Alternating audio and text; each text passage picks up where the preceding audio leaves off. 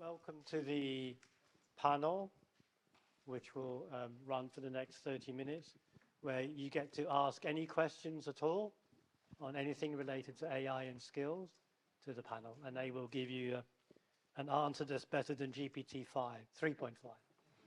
Yeah, in between 3.5 and 5. The panelists we have, so from going next to me, we have David Hayes, who's the Chief Data Officer here at the Open University. So when I wake up in the morning, I'm always very thankful I don't have his job. So I'm really happy about that. Then we have Sophie Lloyd, who's Head of Economic Development at Milton Keynes City Council. As I say, the best council on the planet. And then we have Alan Koehn, who's the Vice President and General Manager of a public sector at Infosys. Yep. So, the way we're going to do this is I'll ask a couple of questions to warm up, and then it's your turn. Okay? You put your thinking hat or whatever you wear to think on. So the first question is, how is AI... Test. Ah, that's better. Aha. Wow, technology. So, yeah. So, the first question, how is AI reshaping the local economy and the labor market? Where local can be local to your region, whatever your favorite region is. So, we can take this in any order. Any volunteers to answer this first? Yeah, okay. Is this turned on? Yeah. Okay. Hi, everyone. So as John has mentioned, so my job is Head of Economic Development at the City Council. So it's my job to look at everything from a helicopter view and really look at what are our businesses telling me, what are our local skills providers telling us. I think I'd start with a reflection that it's been 3 years now since the AI summit here in Milton Keynes. Obviously had the 2 years, and we had the anniversary last year. This is effectively kind of the third year there's been something in Milton Keynes talking about AI. Certainly the perspective from the public sector is, I'd say, it's slow. The adoption of AI is here. We're using it in everyday work, but it hasn't massively transformed the public sector, certainly not the council at the moment. The changes that we are seeing are things like with career progression. We've been having discussions around entry-level roles. Are they starting to disappear? Are they starting to take a different form? What is that then going to mean for career progression? What is that going to mean for things like succession planning? So every sector is going to be different. I think that's really important to recognise. The reason adoption is slow in the public sector is there's obviously a lot of regulation, a lot of things that we have to contend with. GDPR, very, very important. So we are going to be a little bit more cautious and a little bit more risk averse than other sectors. Locally, we've got a lot of AI and data science companies that are doing very well. Anyone who's attended our events will no doubt have heard our city councillors say 1 in 3 jobs in this city already is in technology in some way. So we know that AI is going to touch all of those people in some form or another. So I think it's just interesting to think about the kind of the different sectors and the role that AI is going to have. For Red Bull Racing, as an example, it's transformative, it's huge. They're dealing with so much data science on a day-to-day basis. What artificial intelligence means for them is fundamentally different to what it means for Milton Keynes City Council. So it's a really interesting perspective that I think it's just the adoption is incremental. Change is always sort of gradual and a bit slower than we might like it. But perhaps actually, to speak to Esther's point in the previous presentation, that's a good thing for the human being in all of us and the person who's got to deal with change. For those of you that weren't here, John said he's glad he doesn't have my job when he wakes up every morning. I'm glad he doesn't have my job as well, just to be really clear on that. So David Hayes, Chief Data Officer at the Open University. We're seeing quite a significant change, I think, at the Open University. And what we see from certainly from a data skills perspective and an AI skills perspective is that the market is getting hotter and hotter again. It had a bit of a boom maybe 4 or 5 years ago around data science, and that boom is coming back again. And I think that's going to be a challenge, particularly for those of us in organisations like a university where we don't pay the most for skills, and therefore we need to think very differently about how we recruit. I think internally as well, we can see that it's changing everybody's role and that we're on a journey of discovery. We don't quite know what that means, but it changes the role of a finance professional, it changes the role of a VCE, it changes the role of a data professional, and so on and so forth. Everybody's role is going to change somewhat, and we need to be really curious about that. I think Milton Keynes is probably very well placed, because one of the things that seems very true is that it's a very iterative journey. We're going on a journey of exploration, and Milton Keynes is still an area of high growth. I think we have the opportunity, especially if the council can get behind us and we can all get together on it, to use that growth to our advantage, because this has got to be a long journey of exploration. So I think it's a big opportunity. Thank you. I guess I get a pretty broad view in multiple countries as to what's happening, not only in business, but also in government. And from an AI perspective, it's fairly varied, but the one thing is certain is there's not a whole lot of jobs going away. In other words, you hear about some jobs leaving, but in my view, they're pretty minor on a percentage basis. And most of the people that I've seen have lost their jobs have skill sets, to be able to, get another job. Now, that's a bit of a generalization, but I think I'm seeing more the other side. The demand that it's creating is massive. The demand for AI skills in general, for the data side of it, as you mentioned, for the security side of it, the audit side of it. I mean, it's just my son, he's 31 or so. He graduated as an economics major. You can kind of do anything as an economics major. And he did something with Uber, and that wasn't anywhere. He literally went back, retrained in AI, and now he's got a job. He's restarted his career in AI, and I'm seeing that kind of situation happen time and time again. At just the local business level, if you think of the AI tools that they now have, somebody can start a business overnight, and they don't have to do much.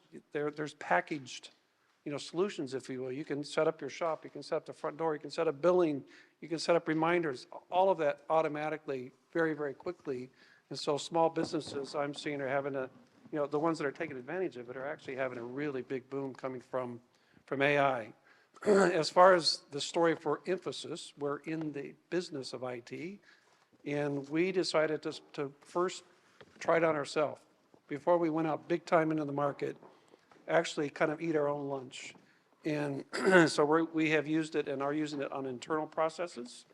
And, some people, their jobs have changed, but even at the people that have hands on the keyboard, so to speak, that are programming, they're now doing it differently.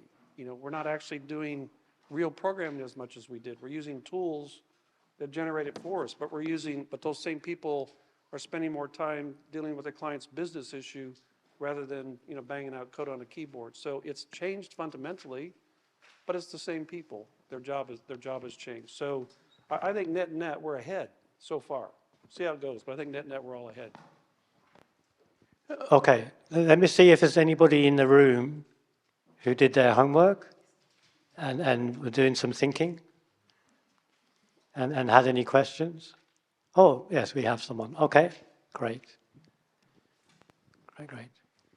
If you go back 10 years ago and ask people, what order of skills do you reckon I will acquire? The consensus was basically, we think like blue collar, low skill work would be first to go, then maybe back office admin work, then like intellectual white collar work, and the last thing, if ever to be automated, might be like creative work. And we've lived through the last 2 years basically exactly the reverse. We see creative work, massive capabilities, and we have to unionize and resolve lots of like white collar work and similar. I say that, sorry, we've seen the reverse. I feel like I've seen the reverse. My question to you is, are you seeing that as well in your domains? I have an answer, but I'm not on the panel. No? So, You go if you want. just, I'm a computer scientist, okay? So I always answer things very simply from a computer science point of view. So I remember in the early days of AI, if you'd have asked someone, if you'd have asked the people in 1956 what they think the first things to do and what would be the last, they would have probably said the last thing will be chess. The last things that computers better beat someone at chess, because we're very good at chess. And you think so us computer scientists have been terrible at this prediction and getting it wrong. But there has been a little bit of reflection, which is great for our sector. And I think So one of the things, you see that ChatGPT, GPTs are very good, but they're not good at understanding video. They're not good at real world physics. And I've seen these comparisons between what GPTs learn, Gen AIs learn, and what a baby learns in the first 4 months. And it could be the difference is it's in the heterogeneity of the input space, okay? And what I mean is, if you're reading on the web, you're reading words, and there aren't that many words in any language, a few hundred, I don't know, a few tens of thousands or hundreds of thousands. Whereas if you're looking as a baby, as a child, you're getting, all of this visual data and this audio data. So the space is very big. So it could be in the end that AIs are good in spaces where the space is not so large and the input is controlled. So you know that, for example, the deep minds, the AlphaGo was very good at games. Games are very restricted. The chess is, even though the space is big, the input space is small. So that's my techie, easy, geeky answer, just to give these folks time to think. They have an answer. Is that right for Koehn? So I think what we're seeing over the last 2 years is a reminder of the importance of the human more than anything else. So yes, I think I agree entirely with what you said. I think it's really healthy that those in a creative space are being challenged a little bit by AI. And I think we're beginning to see, and I think we saw a great presentation this morning where someone was challenging that a little bit, but we're beginning to see the emergence more of the human in that. And it's the human that's adding something. Basically, everybody I know, including myself, who uses any kind of AI so far says it's good, but it can't do what I do. And to the point that you were saying, it's actually speeding up things that we do, as long as humans are doing them, rather than replacing things we do. It's actually creating a lot more things that we can do. And potentially it has the opportunity to take away a lot of the drudgery of things that we have always done and replace our focus and give us more time to focus on the more value-adding human things. So I am an optimist by nature, and I see the potential being really significant in that.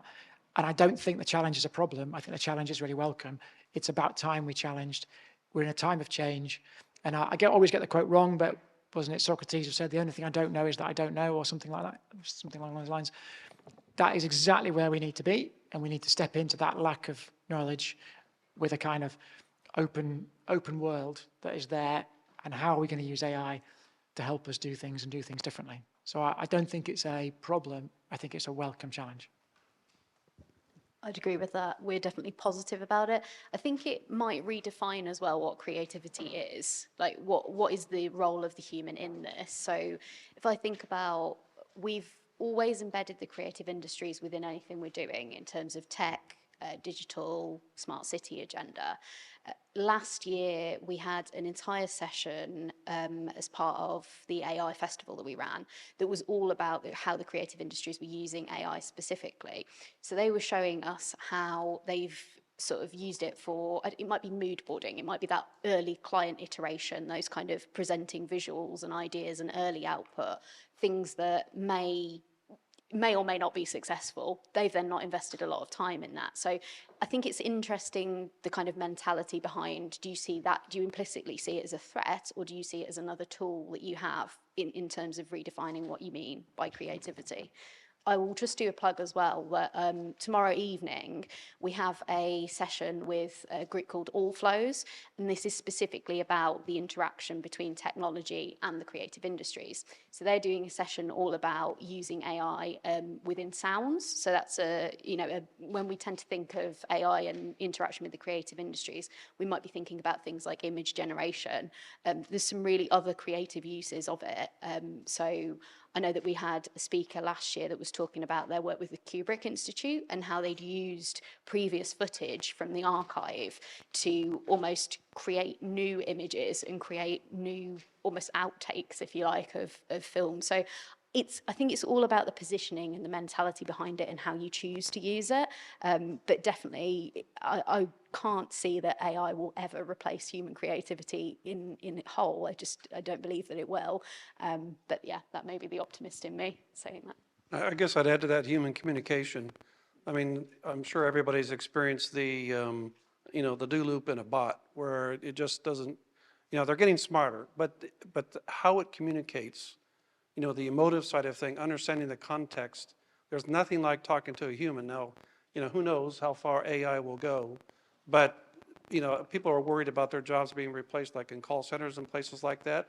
And there's certainly, it gets up to a point where a lot of that work, which is kind of humdrum kind of work, yes, AI is already filling that space. But when it gets to where you need to actually talk to a human, some banks, I know, I live in Australia, but some banks are actually pulling back a bit on using bots because in the end, you actually need to talk to your customer at some point. And that's true in any business, that's true in government, that's true in education. So, I think, that's kind of where I put the line, is at some point there has to be human interaction. That's kind of why we're here. Yeah, actually, I would echo that. So the thing that may get us getting us out of bed in the morning in the end will be, in the end, the customers are humans. And humans have an infinite appetite for services, which we're all very grateful for. Any other questions? Yes. So it's two. Kitty first, and then Dean. Thank you. Sorry I missed the first 10 minutes. Did anyone mention what Demis Hassabis said the top skill for the age of AI would be? No? Learning how to learn. And if there's anything the OU is actually probably best at in the world, is teaching people how to learn, because we had to start. I think Miriam said it in this morning. We had to start from not knowing what people were coming with. Were they troubled PhDs? Were they kicked out of school at 14? Were they 90 years old? Were they 2.5 feet tall because they had a bone wasting disease? Were they blind? Were they deaf? We didn't know. We didn't know what language they spoke. And teaching people how to learn is the OU's forte. So I think that's the first skill. I agree. If there are any comments on that, I'll move to the next question. So I think that's a really, really important comment, and both inspirational, by the way, and also really important. And there's a big question about what it means to learn now. What knowledge? What's the value of knowledge versus what's the value of being able to interpret knowledge and use it? And clearly, we're seeing a shift towards interpreting knowledge and using it, learning how to use it, learning to learn, rather than just rote learning knowledge. What's the value? I mean, I can get knowledge. What I can't get is how do I use it and how do I learn to use it? And that's the bit I need help with as a learner. Yeah. So one of the things that AI has done is democratized a lot of skills. People who can't draw can do art. People who can't play instruments can do music. People who can't code can build software and so on. Does this democratization threaten the status quo in each of those? And I think there's probably a whole bunch of other examples, as opposed to I'll lose my job to an AI, that suddenly everyone can draw, everyone can make music, everyone can code. That's the threat.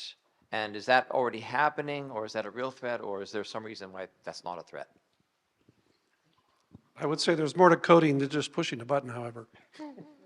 In other words, you gotta know what you're doing, you gotta design, all those basic things still have to be there. Coding, I mean, I started out as a coder, and, after a couple of years of doing it, I thought, well, this is kind of the same thing every day, so I did something else. But the thinking and knowledge that goes behind it as to what you want to do. I mean, agentic AI might be able to do some of that at some point, but you still, that part of the thinking, currently, we still have to do that. And pushing the button to generate the code, that's now the easy part, fortunately. I think it will help in terms of democratize. If I think about across the city council as an example, there's lots of things that we have to do in terms of whether you're briefing the public, you're producing something that will communicate widely with the public. There's lots of different skills there. Sometimes it's quite difficult when you've got a subject matter expert to get them to speak to the public. They'll put a lot of jargon, terminology, references to various transport acts, that type of thing. If you've got a technology that's experts readily helping them do that or suggesting to them in a way that might have previously been several hours of managers sending documents back and forth. Yes, I do believe it's democratizing it in that way. And I think that can only be a positive thing.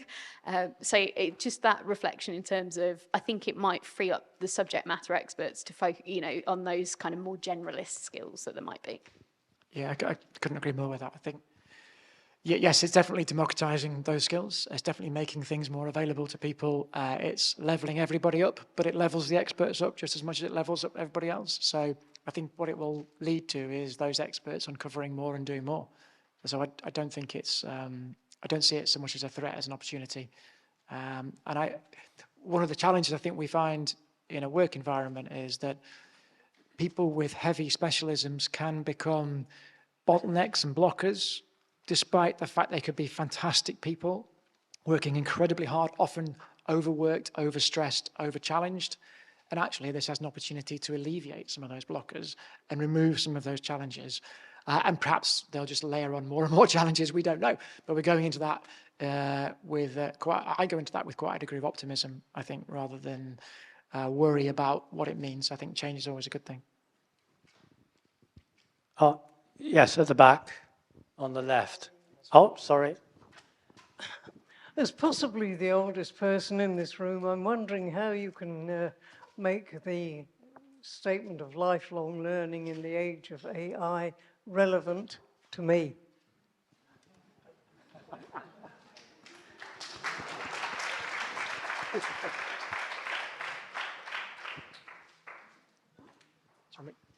I can have a go. I feel challenged by that statement. I don't think it has anything to do with age at all. I think is the simple answer, and I don't know if that works for you in terms of what you were thinking. But at the Open University, I think we have a strong tradition of being able to provide learning to anyone from any background. And that is irrespective of age. If you've got the desire to learn, we can make things available to you. And when we make tools available to people to learn online, we have to do that in a way that works for them. And that's the whole demographic that we provide services to. And that includes people who are older, people who are younger. And that's our challenge. So we have to rise to that challenge. Yeah, I would have said exactly the same thing. I mean, what I would say is thank you for coming today, because I think that makes, that you've obviously made the decision to invest your time here in this conference today. So there's obviously something in it that resonates with an interest you have, a passion you have. I think that's the really important thing. We've all got to take that passion, that continued learning. It's absolutely that continuing learning. It's so important, that resilience to change, that curiosity that we find in every day. So yeah, I would say thanks for coming along, because that indicates that there's still that interest there. So, if you have a PC, which I hope that you do, or just one of these, just get into whatever version of AI you want to use, and just start asking questions, because you will get an answer. Trust me. You can ask the stupidest questions and you'll get a stupid answer. But I mean, it's so easy. Somebody was saying earlier today, just push the button. And that's how I started. I mean, I've been in IT my entire career, and when this AI stuff came out, I must admit, it took me a while to say, okay, I need to actually start doing this. So I opened up Word, put the thing up at the top, and I just typed a question in, and I was amazed as to what it came back with. I mean, and to me, so that learning how to use AI at a practical level, at a personal level, is actually really easy. It's actually not that hard. As a supplementary, the fact is that we know that older people are forming more and more of a percentage of the global population. And is certainly Yeah, and I'm joining that. I'm joining that with you. So, yeah.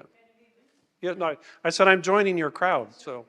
The thing is, it's not necessarily myself. I've made sure that I can use IT because it's important to me as an individual, even though I'm non-productive, as it were, individual.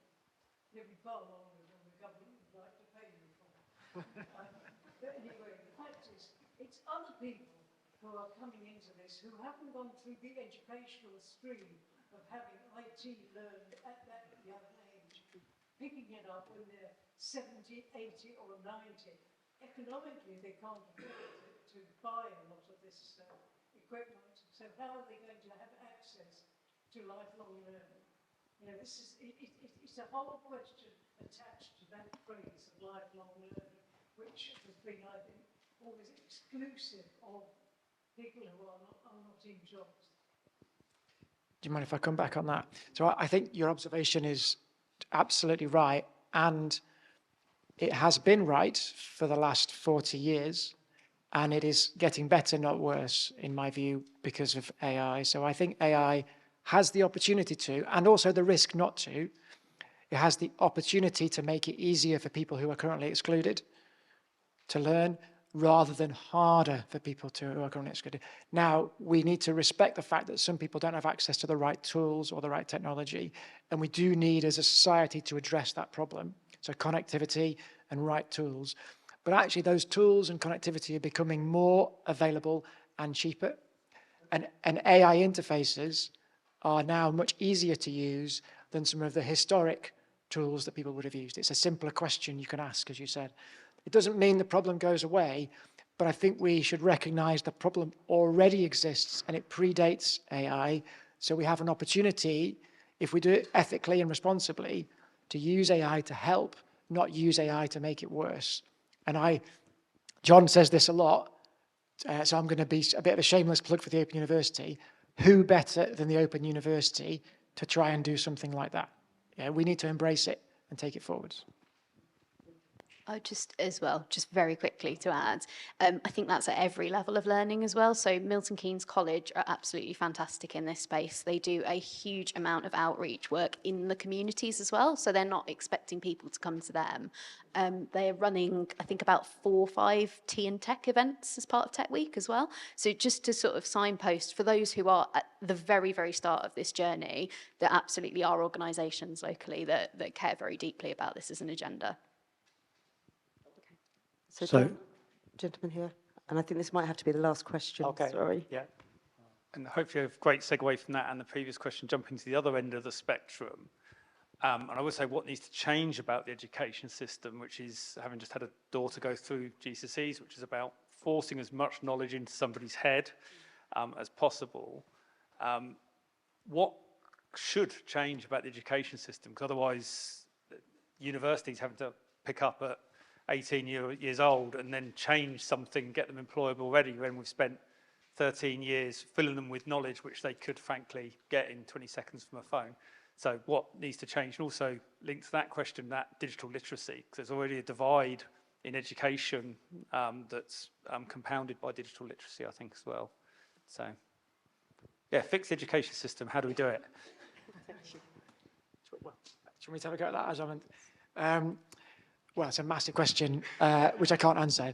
But I think, first of all, we need to recognise that the education system, I guess implicit in your question is we need to recognise that the education system is here to provide people an education for the future they're going into, not the current situation they're in necessarily, and certainly not the past.